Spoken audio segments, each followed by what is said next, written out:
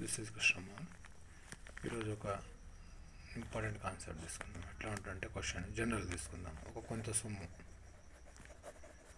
కొంచెం అమౌంట్, కొంత సొమ్ము మనం చక్రవడ్డీ ప్రకారం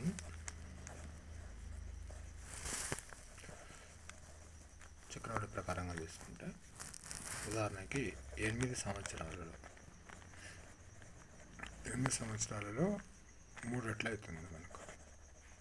ఓకే, పెట్టినాం అనుకో 3 రెట్లు అవుతుంది. అవును, ఇది మనకు కండిషన్. అయితే ఈ క్వశ్చన్ ఎట్లా ఫామ్ చేస్తున్నామంటే, ఎంత కాలానికి, how much period it gives 243 times ఎన్ని రేట్. అవును, ఇది మన క్వశ్చన్. అదే నాకు ఏ బుక్లో కూడా ఇట్లాంటివి కనబడవు. 89 సిలబస్లో కొంత సొమ్ము చక్రవడ్డీ ప్రకారంగా తీసుకుంటే 8 yearsలో 3 times it will be increased. Then how many years it will be increased? 243 times అని చెప్పినాను. దీనికి ఎవరైనా చేయొచ్చు కదా, దీనికి ఏం నాలెడ్జ్ అవసరం లేదు. 8th, 9th, 10th క్లాస్లో అసలు మామూలుగా చెప్పేస్తారు. మన ఊర్లలో వడ్డీ ఇచ్చే వాళ్ళు అయితే సింపుల్గా చెప్పేస్తారు. సొల్యూషన్లో మనం ఇక్కడ ఏ ఫార్ములా అవసరం లేదు, ఫార్ములా ప్రకారం కూడా వెళ్ళచ్చు.